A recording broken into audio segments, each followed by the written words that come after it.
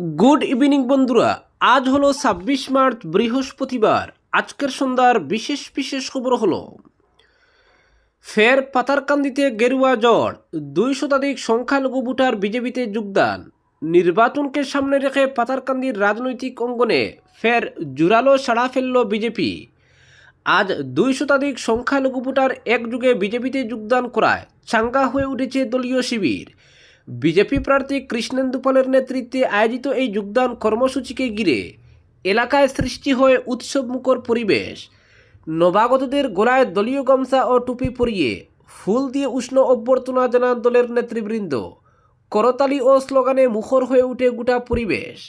দলীয় সূত্রে দাবি, কেন্দ্র ও রাজ্যের ডবল ইঞ্জিন সরকারের উন্নয়নমূলক কর্মকাণ্ডে অনুপ্রাণিত হয়ে এই যোগদান। নবাগতদের বক্তব্যে উঠে আসে শিক্ষা, বিদ্যুৎ, পানীয় জল, রাস্তাঘাট সহ বিভিন্ন ক্ষেত্রে উন্নয়নের ছাপ স্পষ্ট। পাশাপাশি কৃষক, চা শ্রমিক, মহিলা ও যুবকদের জন্য নেওয়া বিভিন্ন প্রকল্পের কথাও তুলে ধরেন তারা। অন্যদিকে কংগ্রেসের বিরুদ্ধে ক্ষোভ প্রকাশ করে নবাগতদের একাংশ দাবি করেন, দীর্ঘদিন তারা শুধুমাত্র ভোট ব্যাংক হিসেবেই ব্যবহৃত হয়েছেন, কিন্তু বাস্তব উন্নয়ন দেখেননি। সেই হতাশা থেকেই বিজেপিতে যোগদানের সিদ্ধান্ত নিয়েছেন বলে জানান তারা।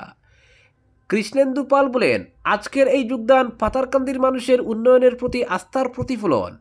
রাজনীতি ক্ষমতার জন্য নয়, মানুষের সেবার জন্য হওয়া উচিত।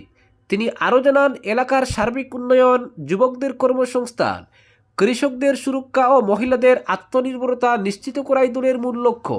সব মিলিয়ে এই যোগদান কর্মসূচি পাতারকান্দির রাজনীতিতে নতুন মাত্রা যোগ করছে বলে মনে করছেন রাজনৈতিক পর্যবেক্ষকরা। অপরদিকে ধলাইয়ে বুথভিত্তিক প্রচারে জোর, জয়ের ব্যাপারে আত্মবিশ্বাসী অমিয়কান্তি। আসন্ন বিধানসভা নির্বাচনের প্রাক্কালে ধলাই জেলায় নির্বাচনী প্রচার কমে তীব্র আকার ধারণ করেছে।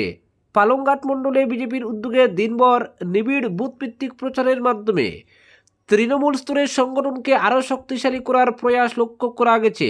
মোট 29টি বুথে ধারাবাহিক জনসভা ও কর্মী বৈঠকের আয়োজন করা হয়। গঙ্গানগর, কৃষ্ণপুর গঙ্গানগর, মুহামখাল, রামমানিকপুর এবং মনিরখাল গ্রাম পঞ্চায়েত এলাকায় একের পর এক সভা অনুষ্ঠিত হয়। এসব কর্মসূচিতে স্থানীয় বুথ সভাপতি, সক্রিয় কর্মী, সমাজের বিশিষ্টজন এবং সাধারণ মানুষের উল্লেখযোগ্য উপস্থিতি দেখা যায়। এই প্রচারের কেন্দ্রবিন্দুতে ছিলেন 120 নম্বর দলাই সমষ্টির বিজেপি মনোনীত প্রার্থী অমিয়কান্তি দাস। সকাল থেকে রাত পর্যন্ত বিভিন্ন বুথে ঘুরে তিনি সাধারণ মানুষের সঙ্গে সরাসরি যোগাযোগ স্থাপন করেন এবং ব্যাপক সমর্থন লাভ করেন। স্থানীয় সমস্যাগুলি মনোযোগ দিয়ে শোনার পাশাপাশি উন্নয়নমূলক পরিকল্পনার রূপরেখা তুলে ধরেন তিনি। অপরদিকে অন্ধ্রপ্রদেশে ভয়াবহ দুর্ঘটনা, বাস ও লরির সংঘর্ষে মৃত্যু হলো 14 জনের।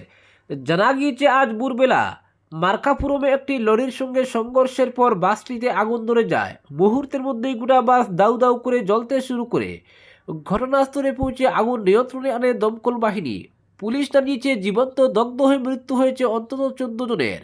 মৃতের সংখ্যা আরও বাড়তে পারে বলে আশঙ্কা করা হচ্ছে। ঘটনায় আহত হয়েছেন অন্তত 20 জন। শোক প্রকাশ করেছেন অন্ধ্রপ্রদেশের মুখ্যমন্ত্রী এন চন্দ্রবাবু নাইডু।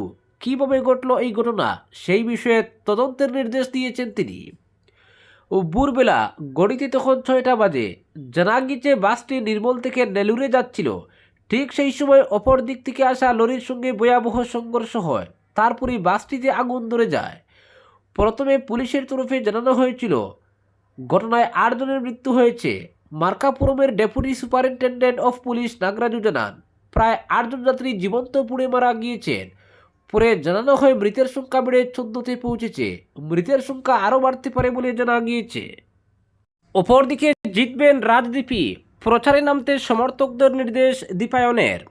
শিলচরের বিজেপি প্রার্থী হিসেবে রাজদীপ রায়ের নাম ঘোষণার পর সামাজিক মাধ্যমে যে নেতিবাচক প্রতিক্রিয়া লক্ষ্য করা গিয়েছিল, সেটা সামাল দিতে বিজেপির সর্বস্তরের নেতারা পরিকল্পনা মাফিক প্রচারে ঝাঁপানোর সিদ্ধান্ত নিয়েছেন। এমনকি প্রাক্তন বিধায়ক দীপায়ন চক্রবর্তী টিকিট না পাওয়ার ফলে তার সমর্থকরা যেভাবে ভেঙে পড়েছিলেন, তাদের পুনরায় চাঙ্গা করার জন্য মুখ্যমন্ত্রী হিমন্ত বিশ্ব শর্মার মৌখিক দেওয়াই বেশ কাজে এসেছে। মুখ্যমন্ত্রী গুয়াহাটি ফিরে যাওয়ার 48 ঘন্টার মধ্যে দলের সাংগঠনিক সঙ্গ চড়াতে আশীর্বাদ বিবাহ ভবনে দলের মণ্ডল কমিটি সহ তৃণমূল স্তরের কর্মীরা হাজির হয়ে শিলচর থেকে বিজেপির প্রার্থীকে জেতানোর শপথ নেন। দলের সূত্রে জানা গেছে, প্রাথমিকভাবে প্রাক্তন বিজেপি সাংসদ রাজদীপ রায় তার নিজের বাড়িতে একটি কেন্দ্রীয় কার্যালয় গড়ে সেখান থেকে প্রচার অভিযান চালানোর জন্য সওয়াল করেছিলেন, কিন্তু এতে দলের সঙ্গে দূরত্ব তৈরি হতে পারে এমন আশঙ্কা করে বিজেপির কেন্দ্রীয় নেতা তথা বিস্তারক কবিতা পাতিদার এবং জম্মু কাশ্মীরের বিধায়ক সুনীল সিং সহ নির্বাচন পরিচালনা কমিটির সদস্যরা পরামর্শ দেন সংগঠনকে উপেক্ষা করে নিজের বাড়ি থেকে নির্বাচনী লড়লে সমস্যায় পড়তে পারেন বিজেপি প্রার্থী, কারণ দলের মণ্ডল কমিটিগুলোর সঙ্গে এবং বুথ কমিটিগুলোর সদস্যদের যদি প্রচারের কাজে নামানো না যায় তাহলে কঠিন সংকটের মুখে পড়তে পারে দলীয় প্রার্থীকে।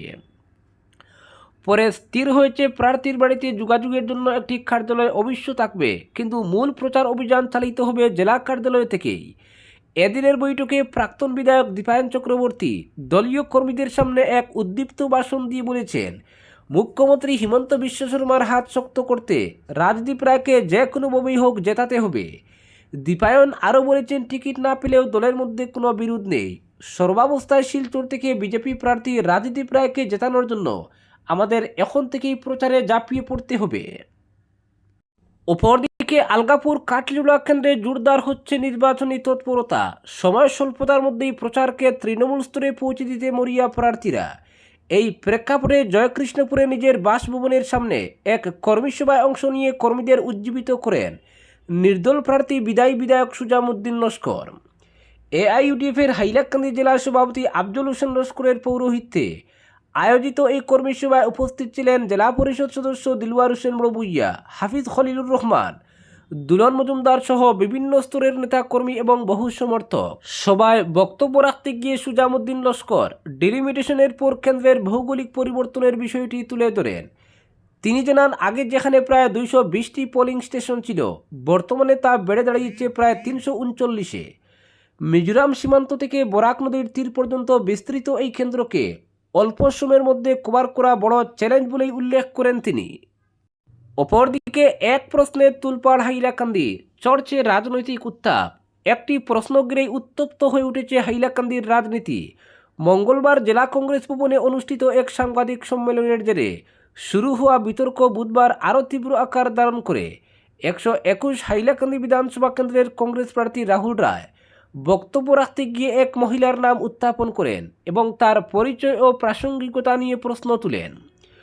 প্রশ্নের মাধ্যমে তিনি বিষয়টি সামনে আনেন এবং সাংবাদিকদের তা খতিয়ে দেখার আহ্বান জানান। তার এমন মন্তব্য প্রকাশ্যে আসার পরই রাজনৈতিক মহলে শুরু হয় তীব্র প্রতিক্রিয়া।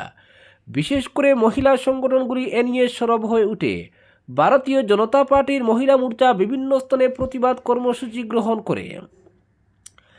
কাটলিজোড়ায় সভানেত্রী অনুরাধা গোস্বামীর নেতৃত্বে বিক্ষোভ অনুষ্ঠিত হয়। প্রতিবাদকারীদের বক্তব্য, এ ধরনের মন্তব্য নারীর মর্যাদার পক্ষে অস্বস্তিকর এবং অনভিপ্রেত। বিজেপি নেত্রী মুন স্বর্ণকার প্রতিক্রিয়া ব্যক্ত করে বলেন, এ ধরনের বক্তব্য সমাজে বিভ্রান্তি তৈরি করতে পারে। প্রদেশ মহিলা মোর্চার সম্পাদক অনামিকা আচার্য রাহুল রায়ের মন্তব্যের তীব্র নিন্দা জানিয়েছেন।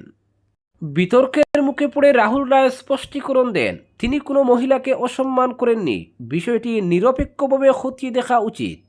ঘটনাকে কেন্দ্র করে নির্বাচনের আগে হাইলাকান্দির রাজনৈতিক আবহে স্পষ্ট চাপানুতর তৈরি হয়েছে।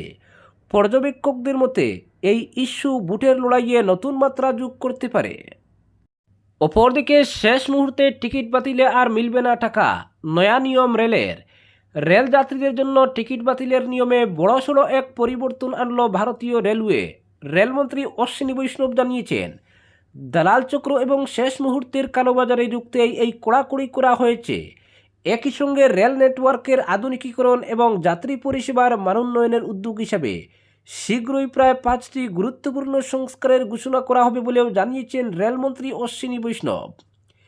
এই সংস্কারের অন্যতম পদক্ষেপ হিসেবে জানানো হয়েছে, ট্রেন ছাড়ার 8 ঘন্টারও কম সময় আগে যদি কোনো নিশ্চিত টিকিট বাতিল করা হয় তবে সেই টিকিটের জন্য আর কোনো অর্থ ফেরত মিলবে না। এই পদক্ষেপের জেরে টিকিট বাতিলের নিয়ম আরও কঠিন করা, সংরক্ষণ বা রিজার্ভেশন ব্যবস্থায় স্বচ্ছতা বৃদ্ধি করা এবং শেষ মুহূর্তে টিকিট বাতিলের প্রবণতা কমানো সম্ভব হবে আশা রেল মন্ত্রকের। পাশাপাশি দূরপাল্লার বিভিন্ন ট্রেনে চার্ট তৈরির সময়সীমা বড় বদল আনতে চলেছে রেল। আগে ট্রেন ছাড়ার মাত্র 4 ঘন্টা আগে চার্ট তৈরি হতো, কিন্তু এখন তা বাড়িয়ে 9 থেকে 18 ঘন্টা আগে করা হবে।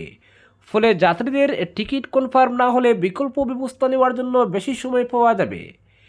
ই টিকিট বাতিলের ক্ষেত্রে আর আলাদা করে টিকিট ডিপোজিট ফাইল করার প্রয়োজন থাকবে না, পুরো প্রক্রিয়াটি স্বয়ংক্রিয় করা হচ্ছে। এর ফলে রিফান্ডের টাকা সরাসরি যাত্রীর ব্যাংক অ্যাকাউন্টে চলে যাবে। এছাড়া এখন যাত্রীরা যে কোনো স্টেশন কাউন্টার থেকেই টিকিট বাতিল করতে পারবেন। ট্রেন ছাড়ার 72 ঘন্টা আগে কনফার্ম টিকিট বাতিল করলে বেশি রিফান্ড মিলবে। এক্ষেত্রে ন্যূনতম চার্জ কাটা হবে। 72 থেকে 24 ঘন্টার মধ্যে বাতিল করলে ভাড়ার 25%, 24 থেকে 8 ঘন্টার মধ্যে বাতিল করলে ভাড়ার 50% ভাড়া কাটা হবে। তবে 8 ঘন্টার কম সময় আগে বাতিল করলে কোনো ফেরত পাওয়া যাবে না। অন্যদিকে আবার যাত্রীরা ট্রেন ছাড়ার 30 মিনিট আগ পর্যন্ত তাদের বোর্ডিং স্টেশন পরিবর্তন করতে পারবেন। আজকের বিশেষ বিশেষ সংবাদ এখানেই সমাপ্ত।